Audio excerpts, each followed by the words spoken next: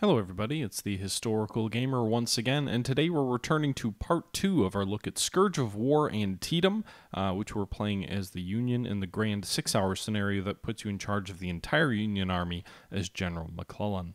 In our first episode, we sort of began the positioning of troops, of calling up the, I think it was the 12th Corps under General Mansfield, as well as the 1st Corps under Hooker, and we began our assault on the right flank near the Miller Cornfield and the East Woods. In this episode, we'll continue that attack. We're just going to continue pulling straight from the Livestream audio, which was taken from a couple of days ago. As we get a little bit further into this series, we may do some more historical discussions, but not yet on that. Either episode 3 or episode 4 is where we'll start with that. But with that being said, I'll just go ahead and jump back in. We're about a half an hour into the battle, and I hope you guys sit back, relax, and enjoy the show.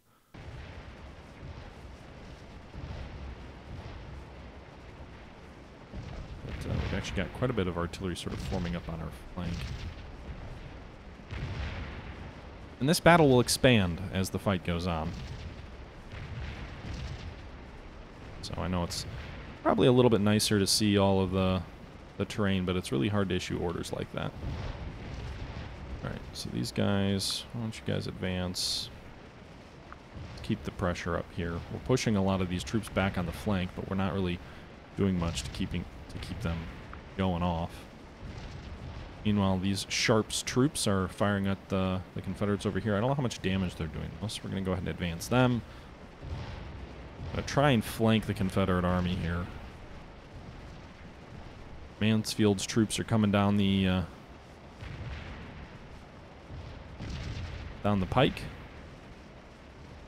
It's always pretty in this game, by the way, to watch your troops march down the roads. Really gives a sense of the scale. We've also got some nice music here as the troops are marching down in good formation here down the roads. Just endless columns of blue coats. Then off to the other side, you see more troops coming down this roadway.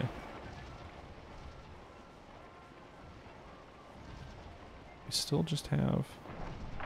Yeah, Sumner's Corps is not up yet. Oh, actually, Sumner is. This is Sumner's Corps. Good old Sumner. At least we've got the lead division of his. General Sedgwick's division. Just moving in this over here on the flank. Apparently, it doesn't look like I can issue orders to them yet. So they're here, they're on the map, they're moving into position, but they're not currently released to my command for the attack yet.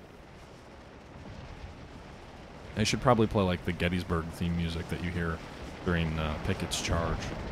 And just kind of swing along the front line here. Just this massive cluster of combat and death and musketry, and again, just the scale. You've got the mid-air artillery bursts.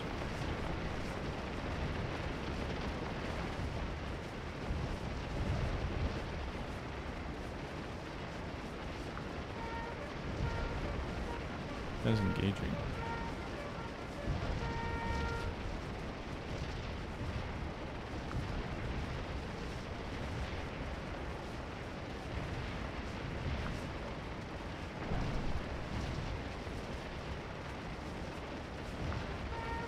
I want to charge these guys and drive them off my flank. They're already breaking. They're starting to, anyway. Makes sense. They've got basically a whole brigade's firing on them. Or at least multiple regiments of a brigade.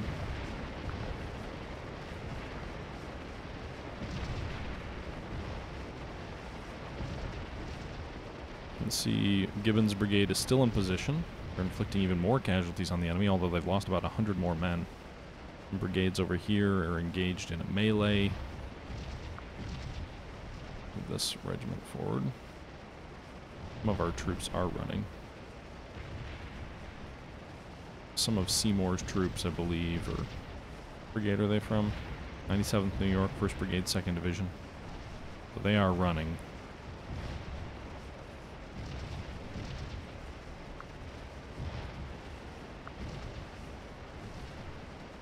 We're going to take Magleton's brigade. Them forward over here.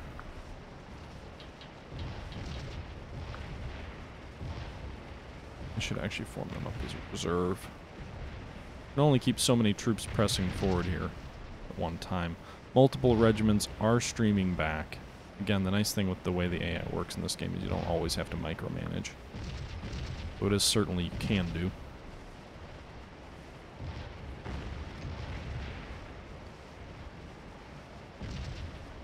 A very butchery kind of battle, if you don't mind me saying. This guy's commander. Alright, so actually I did not take command of this brigade over here. So this guy's fighting kind of on his own. He's deploying his regiments to go after these guys. You can see we have mostly driven the artillery back off Nicodemus Heights. So that's good. I don't know where this brigade commander's gone. He might have been killed, although usually reserves come up. If your commander's killed, they will bring in like his immediate junior. See, large brigade over there on the right, far right.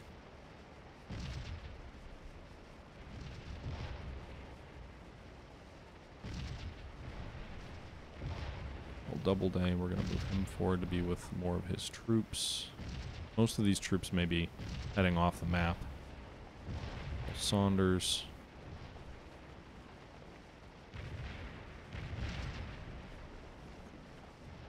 Not sure where he's coming from.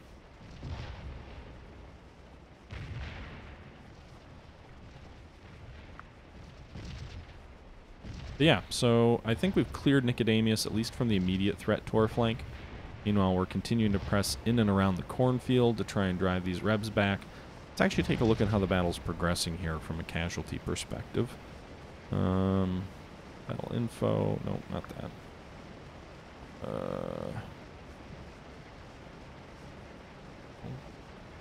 None of those. Order of battle. So far, we have...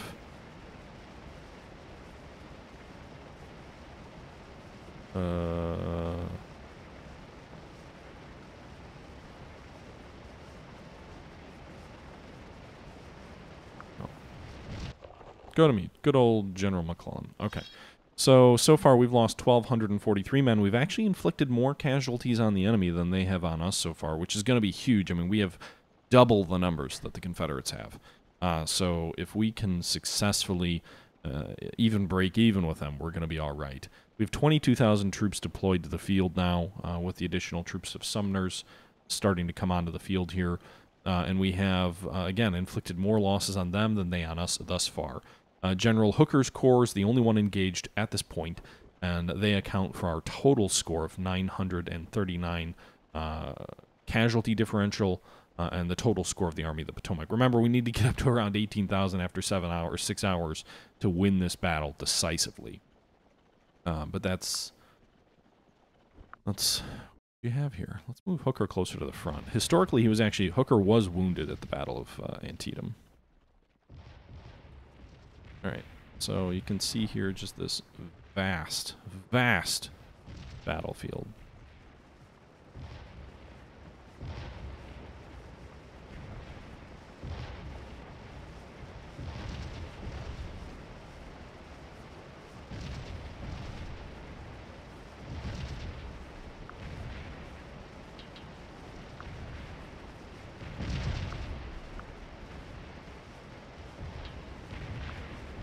So we're going to extend our flank over here by moving Phillips' brigade, wheeling it over now that it's driven off those rebels on our flank. We've also got some of these units like these guys. These guys are in the open ground, actually. Some of these guys are probably starting to run low on ammunition, down to about 20 rounds. About a round every 35 seconds, so they can burn through ammo pretty good. Did my ammo well. One of them, anyway. Let's go up here and resupply this guy. He hasn't used any rounds ammunition yet. Resupplying troops.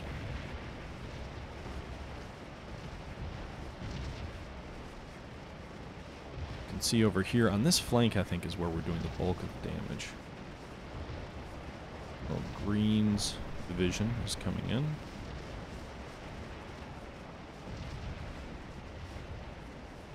Lead brigade is Hector Tillendale's brigade. We're going to go ahead and take command. Swing these guys over here on the flank. We're going to extend the line so we can extend that flanking station. We'll break off the line. Mansfield, don't get so aggressive as to go off there all entirely on your own. Second brigade's going to stack up.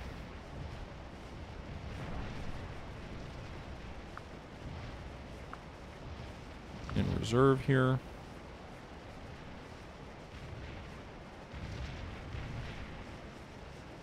We'll leave the artillery to do as it sees fit. Governor's Corps I still don't think I've got direct control over. Well, maybe I do. Hard to tell. There's a lot of troops coming down this way.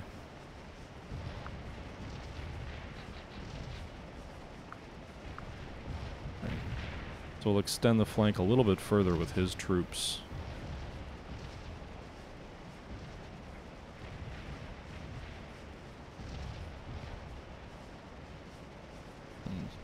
It is not yet under our control. You can see a lot of these troops swinging in position here. So we're really going to try and extend over the left flank and then swing around and crush this end of the Confederate army. Did just drive back the 26th New York. Oh shit, they caused them to surrender. Really? Damn it. An aggressive rebel counterattack.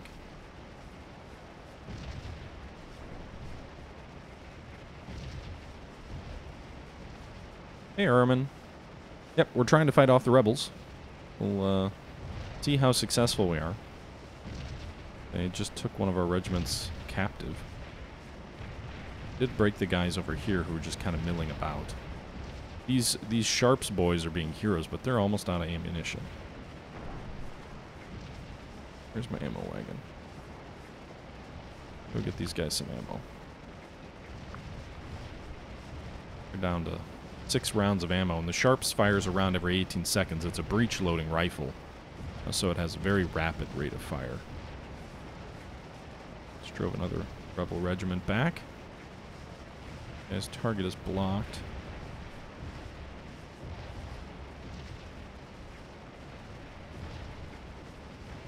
See a couple of ground bursts.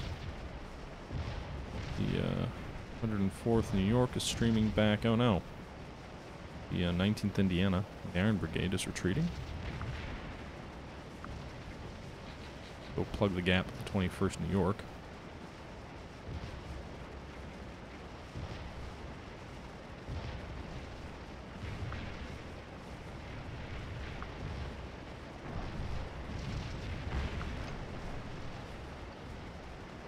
Hearing some canister.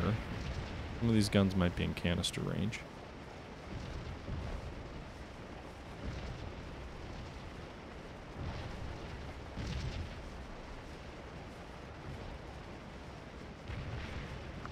No need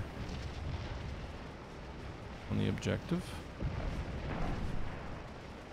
These troops are moving forward again, kind of on their own initiative here, but they're driving back more Confederate regiments.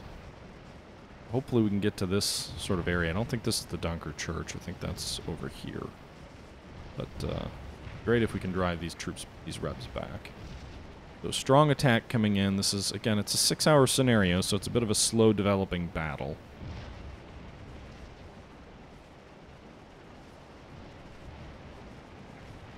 Rebs also have the sunken road and troops in these positions over here, which could advance to threaten our flank. We're not careful.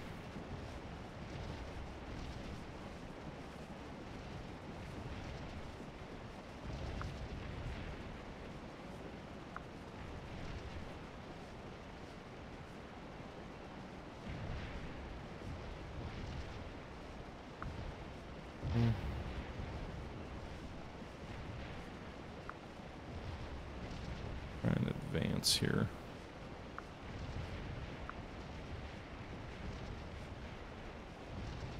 So you can also see troops do take a while to come into position. These batteries of artillery aren't doing much yet either.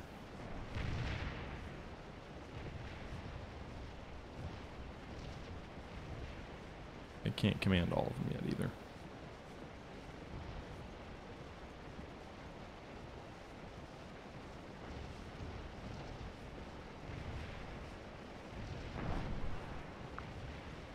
Vision. These guns are providing fire support. Apparently I don't have enough troops in the cornfield to be holding it, which seems a little bit silly. I've advanced past the cornfield. So Sedgwick, my division's arrived. The units on the enemy's left, as ordered. John. That officially puts those troops under our command. There's General Sedgwick.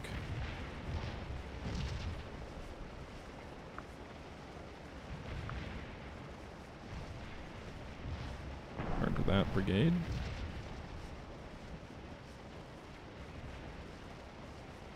Dana's brigade's going to come in here and provide a reserve in the cornfield. I know the enemy's probably going to counterattack there and gain some success. Oliver Howard's Philadelphia brigade's going to move over here. Also take charge of them.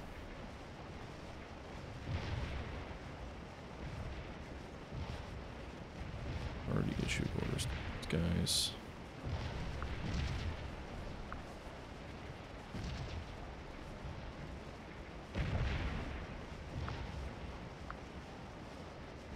Directly issuing some orders to some artillery over here.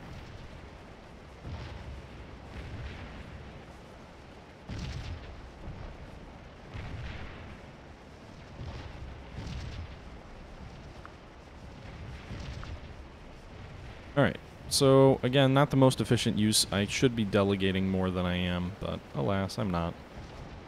I continue trying to press on this Confederate flank. We've got 2 fresh brigades and a whole bunch of artillery behind them. We'll have to deal with at some point.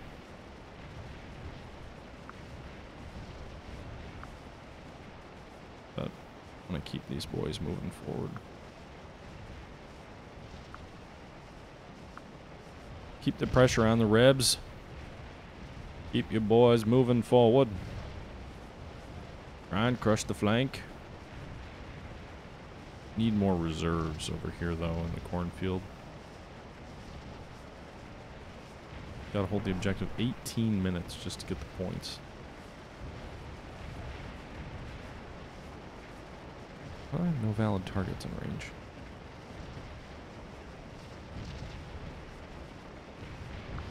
Some of the line of sight here is a little bit wonky. Some of the terrain in and around Antietam is a little bit challenging.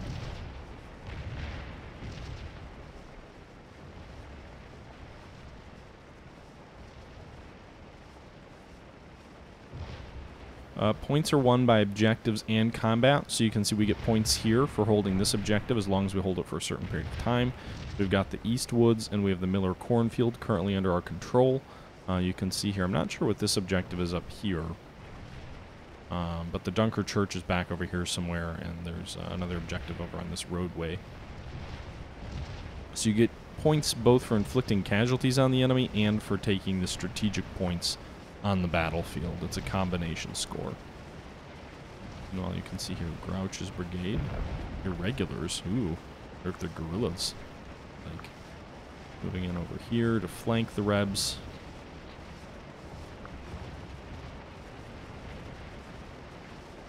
I think he's still... No, he's direct under my control.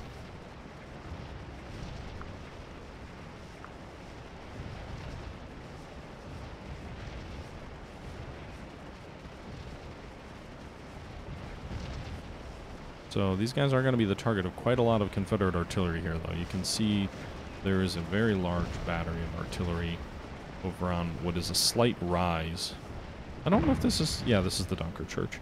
I don't know if this is the historical grand battery that Longstreet managed, but you can see here there's a whole bunch of artillery over here that we've got to deal with.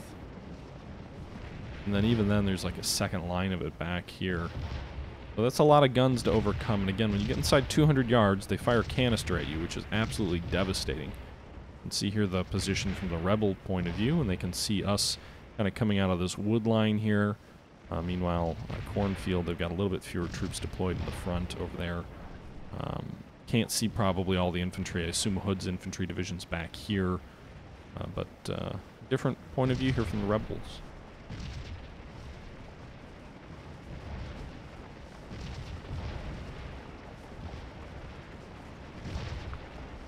As sharpshooters should really be more involved, I think. A whole bunch more Confederate batteries over here as well. We're kind of coming in on their flank, and at least we've got some good cover to protect ourselves from it. But right now we're mainly focusing on this rebel regiment, sorry, in this rocky terrain over here. Got some Nouveaux.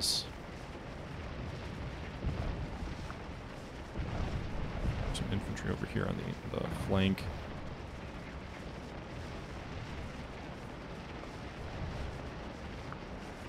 Bring their artillery up over here. Guys still should be firing. They are. At long range.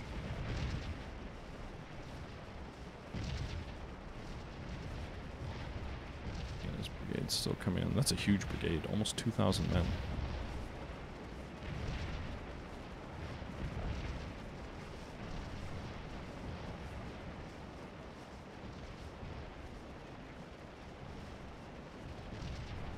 I don't even know where any of these brigade commanders are. It can be a bit of a challenge to keep an advance going.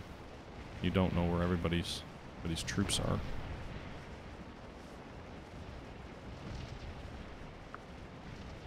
That's again why I've got the terrain set to the setting that it's set at.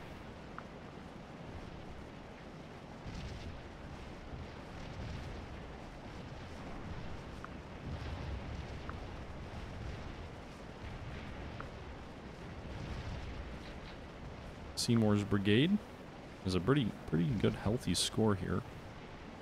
Actually, you guys disregard that order. It's going to expose your flank to these rebs over here.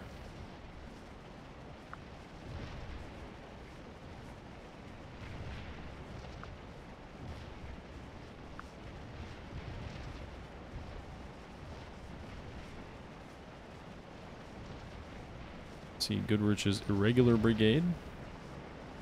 The problem with the irregulars is they're not going to hold out much against determined rebel attacks, and it does look like the rebs are forming up to hit them in the flank. But the good thing is if they do that, they may expose their flank to our own troops who are advancing in this general direction.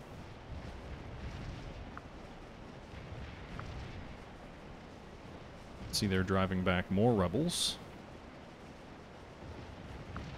Drive back the rebels! Advance! Alright, so pretty big and important fight coming up over here, I think. It could allow us to flank the entire line back to Dunker Church and sort of break this side of the Confederate line, or it may not. We'll see how this all plays out. It might work and it might not. We'll see. Fails.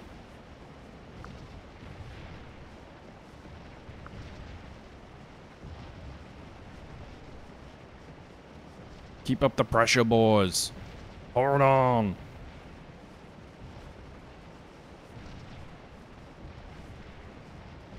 See, these buildings are on fire. I think they're scripted to be on fire, though.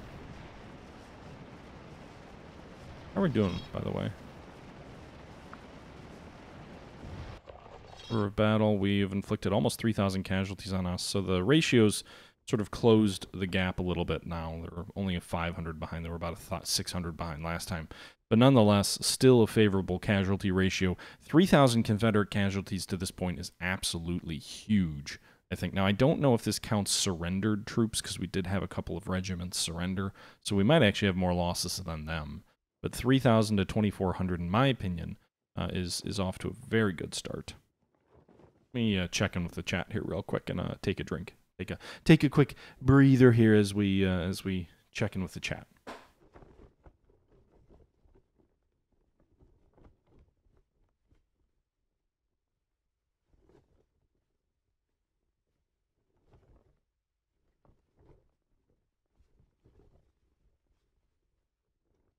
Evil, I did drive the batteries off Nicodemus, more or less. So I don't know if I have a handle on it per se. Rebs still have a presence. Some of our troops are retreating. But we did at least drive the bulk of their batteries away from Nicodemus, so they had a whole bunch of batteries that were here firing into our flank.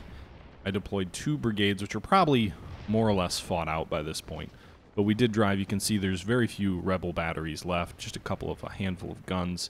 And I think we've effectively driven back the majority of the rebel cannons here in this point.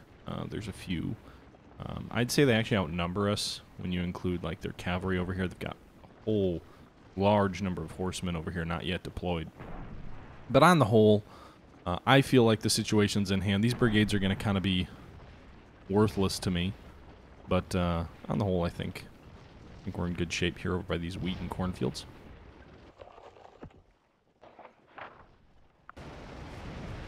Alright, so back to the grind of driving the rebels back. Some of these guys aren't going to hold out very long. You can see they're irregulars, so they don't take well to casualties. These guys are wavering and running and all of that. But we've got a shit ton of troops pouring in on the flank. We'll hopefully gate that. Artillery batteries don't have anyone in range. Why don't they move forward? I didn't take command of them. I guess I would have hoped that they would have used a little bit of initiative. No worries. I'll order them forward myself.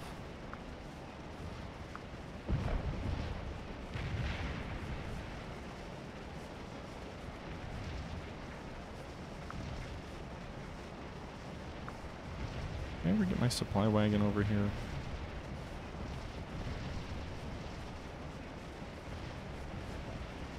Where's this brigade going? You know, I don't want you all the way back over here. Form your line here. Take command from you. The problem is I'm not keeping enough troops back here to technically maintain a hold of the cornfield. A little bit frustrating.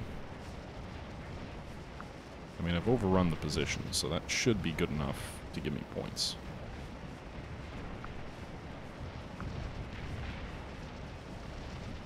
Alright, so... Is this another Yankee brigade surrendered, or is this theirs? Looks like a rebel regiment that surrendered. That makes me happy. See, we're starting to see some of the Confederate artillery in front of their center. Their center follows this roadway over here off in the distance. So a lot more Confederates to deal with, but their right flank is not in good shape at this point.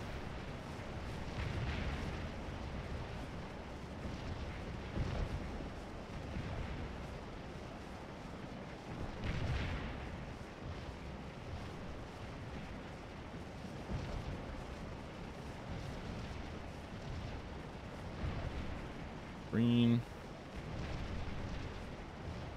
Cool. How is Howard? Over here. Curve. This way. His troop. Let's extend that line a bit. Rebs are driving this brigade away too easily.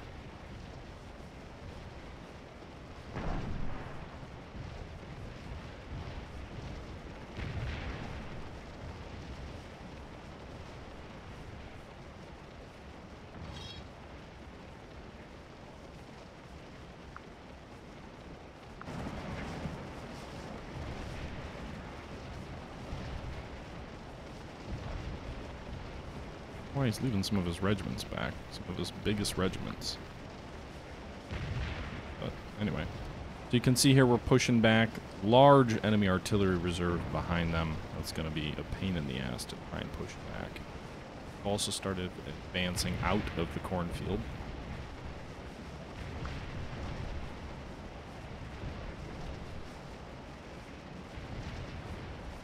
Meanwhile, over here on the flank, you guys are doing okay, I think. Go ahead and advance them a little bit more. Lost 48 men.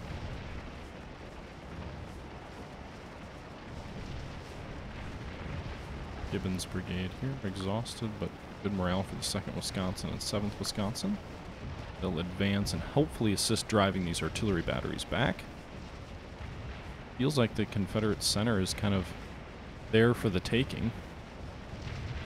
Just a handful of Confederate troops between us and complete control here in the center. And I'm waiting, I'm assuming, I don't think Hood's come forward yet, so I think they've got some additional infantry over here. You can see 2 regiments coming out of this wood line. But so far, so good is how I would describe things at this point.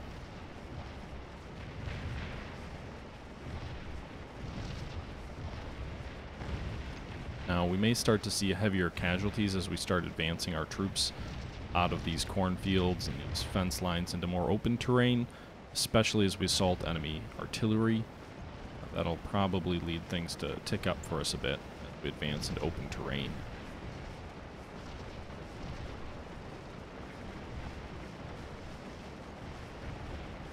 Where are these guys going?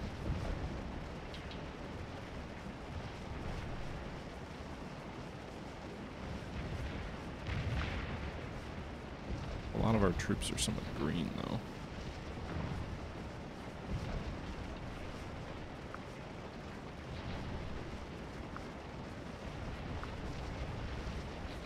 All right, everybody, that's going to do it for this episode number 2 of our look at Scourge of War Antietam, a game by Norbsoft Dev, published by Matrix and Slitherine Games, and available on their website, which is linked in the description. So far, we've been doing reasonably well. We've attacked through the East Wood, pushed the rebels back there, and we're driving them back sort of in the hinge between the Sunken Lane area and the Dunker Church. Hopefully we can drive into that flank there. On the right flank, we're kind of holding our own, but on the left flank, we're really seeing some success as we push towards some of these farmhouses and really use our numbers to overwhelm the enemy and inflict grievous losses on the enemy, something like 10% casualties already through the first hour of the battle on the Confederates. So that'll be something that'll be unfortunate for us to deal with, but also something that we can probably manage, unlike the Confederate forces that we're fighting against. With that being said, we are going to wrap this episode up here. I do think in our next episode we're going to start delving into the history, so I'll still sort of occasionally reference the gameplay, but I'm going to strip out the stream audio and replace it with my own sort of lecture type great courses. Not really, I'm not a historian, but sort of my thoughts on the campaign, my sort of narration of the history of the campaign, and start getting into some of the actual history of the Battle of Antietam, since in this kind of a long 6-hour scenario, unless I'm going to heavily edit it, it's going to be one of those things where there's a lot of great gameplay, but there's also, let's use some of that time to talk about the battle itself. So that's my plan anyway. I hope you guys are enjoying this series thus far. Let me know your thoughts, of course. But until next time, this is the Historical Gamer saying thank you for watching, and I'm out.